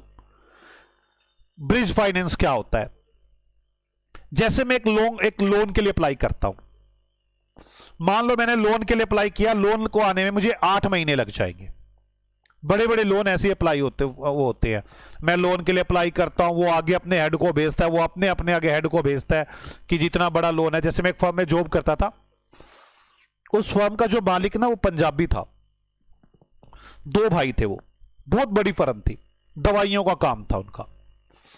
अब दवाइयों का काम था, फार्मास्यूटिकल कंपनी थी, फार्मास्यूटिकल कंपनियों का आप आइडिया भी नहीं लगा सकते कितनी अमीरी पे होती हैं। मैं मतलब उनकी फर्म में आपको आइडिया उनसे यहां से देता हूं। मैं ना उन मालिक के साथ कभी जाया करता था ना, तो उनकी पोंटा साहिब में भी एक फैक्ट्री खोली थी उन्होंने उस टाइम। तो मालिक ना मुझे हिमाचल में पोंटा साहिब, मैं उसके साथ बैठ के गाड़ी में जाया करता था मालिक के साथ। वो ना गाड़ी में आ रहा होता था, गाड़ी में मुझे नहीं लगता वो घर पे 2 दिन भी रहता होगा या खाना खाता होगा ढंग से। वो गाड़ी में बैठा बैठा ही वहां से सोया पड़ा गाड़ी में, उसकी वाइफ का फोन आया, कहती हाँ जी कहाँ पहुंच गए? कह रहे बस ये पोटा साहिब से निकला हूं, एक काम कर तैयार हो दिल्ली रोटी खाने चलेंगे। मतलब उनका ये रूटीन था। उसके लड़के की तभी तभी शादी हुई थी, वो फोन पे उसकी वाइफ कही नहीं नहीं अब नहीं जाना, लड़कों की शादी होगी है, नहीं अब नहीं जाना, फिर गलत इंप्रेशन आते हैं सब कुछ। वो कहती नहीं नहीं गोली मार शादी होगी चले जाएंगे। उसने कहा कौन मार रहा है? तो अब उसने खाना खाने पसली जाना है ना, तो BMW गाड़ी का बात तैयार करके दूसरा ड्राइवर लेके खड़ा होगा, वो वहां बैठेंगे। एक दिन मेरे साथ आ रहा हूं, फोन कर रहा हूं वहां पे गाड़ी में बैठ के ही, यार एवं है आज मेरा ना, वो दिल्ली में किसी ट्रैवल एजेंट को फोन कर रहा था कि मेरा ना आज घुमन दा मन है, एक टूर तो रख मेरा। वो कैसे कहाँ जाना है आपने? इंग्लैंड की टिकटा बुक कर मेरी। मतलब ये घूमने का दिल कर गया उसका बैठे बैठे। वो फिर पूछ रहे हैं वो मालिक उससे ट्रैवल वाला कि सर पर्सनल टूर है या फैमिली टूर है आपका? कहता है यार पर्सनल टूर है मेरा। तो मतलब उसको ये पर्सनल टूर में जा रहा है वो। तो आप सोच सकते कितनी रिच है। मेरे हिसाब से ना, मेरे हिसाब से जितने हमारी वो गाना है ना, वो जितने की गाड़ी में पेट्रोल डलता है वो कितना कमाती है जितना गाय, ऐसा कुछ गाना है, मेरे को याद नहीं आ रहा। जब वो गाना ना उस टाइम नया नया आया था, तो मैंने वो नौकरी जब छोड़ी थी ना, मुझे मेरे दोस्त कहने लगा तूने नौकरी क्यों छोड़ दी? मैंने कहा जितना मैं महीने भर में कमाता हूं वो रोज गाड़ी में उड़ाता है, मेरे बस का नहीं है वहां बैठना। मैं कहा मेरे को तो इन्फिनिटी फील होने लगी अंदर से, मुझे ऐसा फील होने लग गया कि मैं कुछ हुई नहीं इस दुनिया में, ऐसे ही आया हूं। खून जलता था उस दिन 7 दिन बैठ के, क्योंकि चक्कर क्या था, जितना मैंने महीने में कमाना था इतना वो गाड़ी में रोज तेल उड़ा रहा है यार। मैंने कहा मैं तो इस दुनिया में ही नहीं आया फिर तो। मैं कहा मैं नहीं कर सकता, मैं कुछ देर डिप्रेशन में आ जाऊंगा यहाँ। मैं कहा भाई साहब मैं तो इसके साथ कभी जा ही नहीं सकता, मैं डिप्रेशन में आ ही जाऊंगा फिर तो। मुझे ऐसा लगता है कि जी ऐसे कि यार क्या हो रहा है यार, ये मेरी तो तनख्वाह भी इतनी नहीं, इसका रोज का पेट्रोल लगता है इतना, तो हम तो है ही नहीं दुनिया में। तो मैं आपको ये बात बताना चाहता हूं, मेरी बात ध्यान से सुनना। उन्होंने ना जब पोटा साहिब में फैक्ट्री लगानी थी तो उन्होंने मुझे PNB बैंक भेजा कि लोन वाले से बात कराओ। तो आप मेरी बात को प्रॉब्लम समझो। उन्होंने क्या कहा मुझे, उन्होंने मुझे कहा कि हमें ना पोटा साहिब के लिए लोन लेना है, तो एक बार उनसे बात करो PNB बैंक वालों से कि लोन देंगे। तो उनकी इनकम इतनी थी, बैंक वाले पीछे पीछे घूमते हैं, उनको शील्डें मिलती है कि आप बड़े अच्छे लोन की पेमेंट करते हो, सब कुछ करते हो, आप हमारे पास अप्लाई करो। मुझे उन्होंने कह दिया 100 करोड़ रुपए का लोन की बात करते हैं। मैं चला गया, मैं PNB बैंक के पास गया, यहाँ पे इनकी हेड ब्रांच में। अब छोटी ब्रांच, तो हेड ब्रांच वाला मैनेजर कहता है अपने पास तो 5 करोड़ तक के लोन की मैक्सिमम पावर है, इसके लिए तो करनाल जाना पड़ेगा। भाई मैं दूसरा CA और भी था साथ में, करनाल चले गए। करनाल वाला कहता है मेरे पास तो 15 करोड़ तक की पावर है, इसके लिए तो आगे पता करना पड़ेगा। अब ना 5-7 दिन हो गए इसी चक्कर काटते काटते। अब 5-7 दिन हो गए। वो 2 भाई थे जो मालिक के फैक्ट्री के, 2 भाई हैं वो। एक भाई ना जो बड़े वाला भाई है उनका, वो ना बस थोड़ा बदतमीज टाइप का लगता था हमें। मतलब वो ना कुछ नहीं, किसी को भी कहीं भी गालियां देनी शुरू, कुछ भी करना शुरू, उसे कुछ वो ही नहीं है। और जो एक भाई था वो थोड़ा ठीक था। अब हम ना इस बड़े वाले भाई से कभी बात नहीं करते थे, ये वो हमें कहता था, छोटे वाले ने कह रखा था अगर ये कभी गुस्से में आ भी जाए ना, कुछ काम करने के लिए कहे, अब मुझे फोन कर दिया करो। अब मुझे कह रहे हैं, कहता है मेरे को लेके चल बैंक में, मैं बताता हूं उसको, मैं ये कर दूंगा, उसका वो कर दूंगा, गालियां निकाली शुरू मैनेजर को कि मैं इसका ये करता हूं वो करता हूं। मैंने इसको कहा, मैंने अंदर गया, मैंने ना वो छोटे वाले को फोन किया, मैं कहा बड़े बाबू सिर हो रहे हैं मेरे, वो तो खड़े हैं, कहते हैं कि बैठ गाड़ी में और लेके चल मुझे मैनेजर के पास। मैंने कहा तो मैनेजर का गाली गिरफ्तार कर देंगे वहीं खड़े होके, और मैनेजर को कहेंगे पता मुझे क्या कह रहे हो, कह रहे मैंने कहा जी ये 5-4 दिन लगेंगे अभी लोन में, रहने दे ऐसे, लोन को साल बाद तो हम इनका लोन वापस हमसे ले लेंगे, ये लोन साल बाद, इतनी बकवास कर रही है ये, ऐसे बोल रहा हूँ वहां पे। मैंने उसको छोटे वाले को फोन किया, छोटे वाला कहा तू बैठ 2 मिनट मैं आता हूँ। मैं पहुंच गया बस, छोटे वाला आया, मैं कहा जी बैठो 2 मिनट, वो बाबूजी आ रहे, कह रहे बात करके चला, मैं चलूंगा साथ में। आया वो, उसने समझाया उसको, कोई नहीं मैं कर लूंगा। कहता फिर कर वहां, बस मुझे नहीं पता, तू जा। फिर छोटे वाले को भेजा, छोटे वाले ने सारी बात की, साथ में 3-4 मैनेजरों को गाड़ी में बिठा के लेके गए, वहां पोटा से विजिट करवाई साइट। तो मतलब लोन लेने में मैं आपको बताना ये चाहता हूं, ऐसा नहीं कि 1 मिनट में मिल जाती है, बड़े बड़े लोनों को साल साल लग जाता है मिलने में। बैंक वाले 100 करोड़ का लोन है, बैंक के पास कोई 100 करोड़ थोड़ा पड़े हैं, कहते हैं आ रहा है थोड़ा सा ले लो, फिर थोड़ा सा ले लो, ऐसे करके लोन देता है 100 करोड़, ऐसे थोड़ी ना दे देते 1 मिनट में। तो आप मेरी एक बात समझो, ऐसे लोन हमें ना सैंक्शन हो जाते हैं, सैंक्शन मतलब वो लेटर में लिख के दे देते हैं कि 100 करोड़ हो गया। अब देते धीरे धीरे, अब यार तेरे पैसे कहां से आएंगे उनके पास भी, हमें पैसों की अभी रिक्वायरमेंट है, हम दूसरे बैंक के पास चले जाते हैं, हम कहते थे कि सैंक्शन हुआ पड़ा है, मुझे पैसे आ जाएंगे, तब तक तू दे दे मुझे इस पे लोन। हम दूसरे बैंक से ले लेते हैं, जब आगे से पैसे आते हैं तो उसके पास चले जाते हैं। तो ऐसे धीरे धीरे करके हम कई बैंकों से लोन उठा सकते, जैसे बोला ब्रिज फाइनेंस, मतलब पुल बना दिया वहां तक पहुंचने के लिए, मेन टारगेट तक पहुंचने के लिए। मैं यही बताना चाहता था, adequate bridge finance, bridge finance कि आप छोटे बड़े लोन ले लेते हैं, सैंक्शन हो जाता है, उसके ऊपर लोन लेना शुरू कर देते हैं। मेरी बात समझ में आ गई आपको? तो मैं आपसे कह रहा हूं, आइडेंटिफाई करते हैं हम एप्रोप्रिएट स्ट्रेटेजी क्या होगी हमारे लिए, प्रीलिमिनरी एक्शन प्लान क्या होंगे, हमारा वाइबल कोर बिजनेस क्या है, एडिक्वेट ब्रिज फाइनेंस कितने चाहिए, हमारे पास ऑर्गेनाइजेशन रिसोर्सेज कितने हैं, पहले ये आइडेंटिफाई कर लो। नहीं समझ में आया? हे गधों के देवताओं, मैं अभी आपको समझाता हूं, मैं आपको पढ़ा क्या रहा हूं, अभी तो आपको ये नहीं बचला। एनालाइज करो हमारी स्ट्रेंथ क्या है, हमारी वीकनेस क्या है कॉम्पिटिटर के मुकाबले। जैसे मैं बताता हूं, अब हमारा कॉम्पिटिटर है, मैं देखते नहीं क्या हमारी स्ट्रेंथ क्या है, हमारी वीकनेस क्या है। कॉम्पिटिटर, हमारी वीकनेस है ऐड, हमारी स्ट्रेंथ है पढ़ाना, पर मुझे अपनी कई बार लोग कहते हैं कि ये तेरी वीकनेस है, इसको बढ़ाओ, ठीक करो इसको, नहीं करता मैं, ठीक है कुछ नहीं है, कोई मुझे लगती नहीं खास वीकनेस। मेरी बात समझ में आ रही है? तो आप देखें कॉम्पिटिटर के मुकाबले आपकी स्ट्रेंथ क्या है, आपकी वीकनेस क्या है। जैसे बुलेट को देखना चाहिए, देखा उसने कि मेरी स्ट्रेंथ क्या है, मेरी वीकनेस क्या है, और जब आप ये एनालाइज कर ले तब डेवलप करें स्ट्रेटेजी जिसमें स्पेसिफिक गोल, डिटेल, फंक्शन सब कुछ लिखो, फिर स्ट्रेटेजी करें। हे गधों के देवता, मैं आपको बताऊं क्या समझा, देखो आप ना, देखो मैं आपको बातों में लेके क्या भूल गया, पढ़ क्या रहे थे। प्रॉब्लम तो ये आपके साथ, हम ना एक्शन प्लान पढ़ रहे हैं कि अगर हम टर्न अराउंड लगाना चाहते तो कैसे करें, बस ऐसे बोल दे टर्न अराउंड हो जाएगा क्या, ऐसे नहीं होगा। तो मैंने कहा सबसे पहले तो ये लिखना, टर्न अराउंड स्ट्रेटेजी सक्सेसफुल होने के लिए आपको फोकस करना है आपकी नीड पर, लॉन्ग टर्म या शॉर्ट टर्म फाइनेंस पर, और आपके स्ट्रेटेजिक इशू क्या है। आपको 5 रास्ते लगाने हैं। पहला रास्ता है analyse the action, assessment the current problem. इसमें क्या बताया, ये तो बड़ा आसान था, करंट प्रॉब्लम को करो, उसके रूट कोज देखो, रूट कोज के बाद कितने डैमेज हो रहे हैं वो देखो, आइडेंटिफाई हो जाने के बाद अपने रिसोर्सेज को वहां पर फोकस कर दो और उस प्रॉब्लम को इमीडिएटली रिपेयर कर दो। अब दूसरा आ गया था सिचुएशन और एनालाइज करना और डेवलप करना स्ट्रेटेजी। तो मैंने इसमें कहा था अगर आप मेजर चेंज कर रहे हो तो हो सकता है ध्यान से चेक करें आपके सर्वाइवल में दिक्कत ना आ जाए। आपको आइडेंटिफाई करना चाहिए, एनालाइज करना चाहिए और डेवलप करना चाहिए। आपको आइडेंटिफाई करना चाहिए कि appropriate act strategy, preliminary action plan, viable core business, adequate bridge finance, organisation के पास रिसोर्सेज, ये सब आइडेंटिफाई करो। फिर एनालाइज करो अपनी स्ट्रेंथ, अपनी weakness in compare to competitor, और फिर डेवलप कर दो स्ट्रेटेजिक प्लान जिसमें वो आप लिख दे कि मेरा ये गोल है और ऐसे ऐसे काम होगा, जिसमें स्ट्रेटेजी प्लान बनाएं, डेवलप करें जिसके अंदर स्पेसिफिक गोल और डिटेल फंक्शन लिखे हो।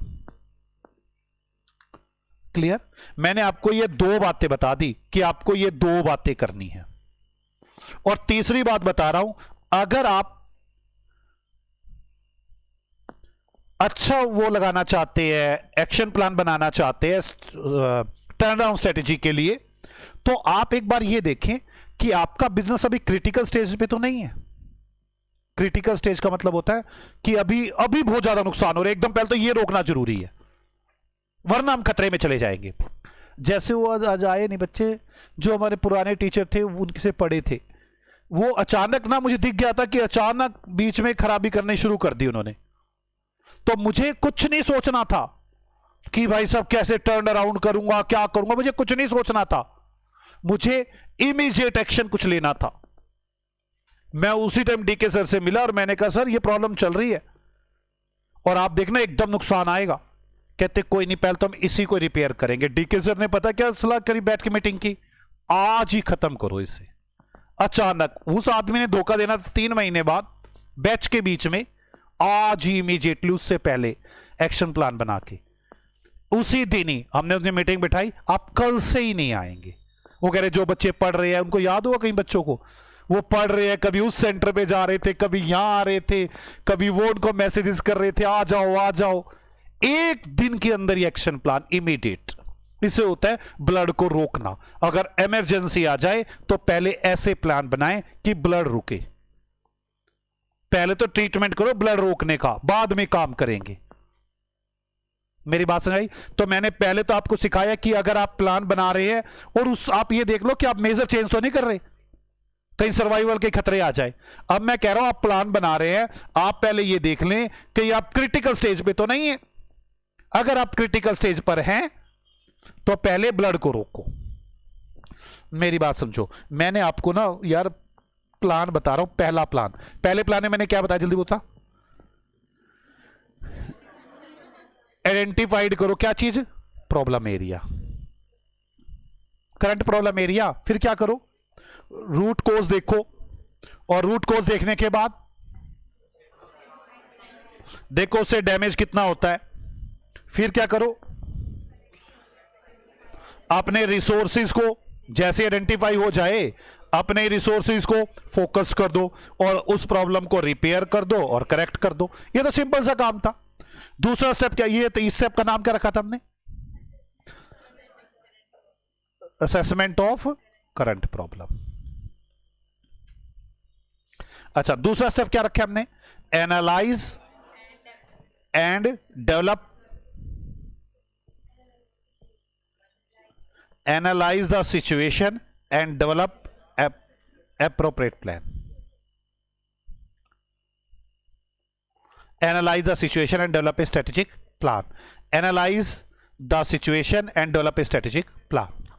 इसमें मैंने क्या बताया आपको, मैंने कहा जी ध्यान से, अगर आप कुछ मेजर चेंज कर रहे हैं जिससे बिजनेस के सर्वाइवल के खतरे हैं, तो आपको एप्रोप्रिएट, पहले वहां पे कहीं वैसे बने नहीं हुए 3, मैं तो 3 वैसे बना दिए। ये हमें आप आइडेंटिफाई करनी चाहिए एप्रोप्रिएट स्ट्रेटेजी, उसके बाद वो डेवलप ए एक्शन प्लान, उसके बाद यार कोर वाइबल बिजनेस को देखना चाहिए, उसके बाद एडिक्वेट ब्रिज फाइनेंस को देखना चाहिए, ऑर्गेनाइजेशन के पास रिसोर्सेज क्या क्या है ये देखने चाहिए। अब आप याद ही तो नहीं करते। फिर आपको एनालाइज करना चाहिए, क्या एनालाइज करना चाहिए, क्या, अपने स्ट्रेंथ, अपनी weakness in compare to competitors. इसके बाद क्या करना चाहिए, डेवलप कर देना चाहिए, एप्रोप्रिएट स्ट्रेटेजी को डेवलप करना चाहिए, जिसके अंदर जो स्पेसिफिक गोल और एक्शन जो भी वो फंक्शंस सब उसके अंदर हो। अब मैं करने जा रहा हूं तीसरा part, implementing an emergency plan action. Implementing, पहले तीसरा पॉइंट समझा लेने दो। इसके अंदर मैं क्या क्या लिखूंगा टेम्प्लीमेंटिंग के अंदर, अगर आपका बिजनेस क्रिटिकल स्टेज पर है, क्रिटिकल स्टेज है, तो ब्लीडिंग रोकने के लिए एप्रोप्रिएट एक्शन करने चाहिए। ठीक है, ताकि बिजनेस सरवाइव कर सके।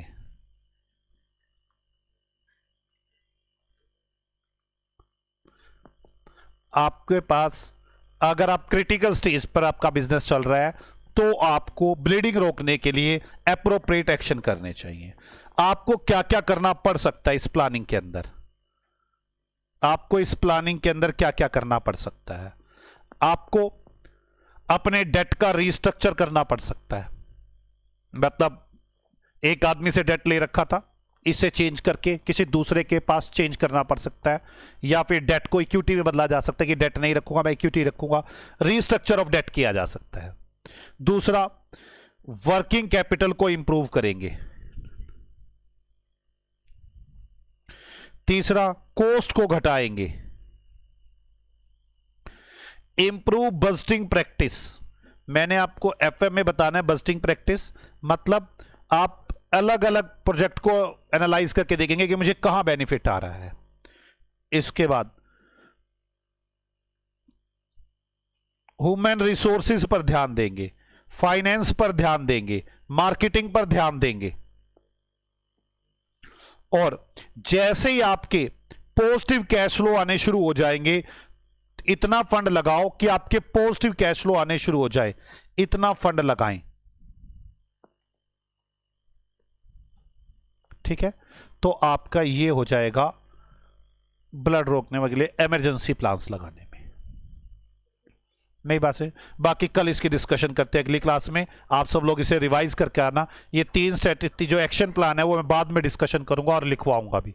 ओके, बाय बाय बच्चों, मिलते हैं आपसे अगली क्लास में।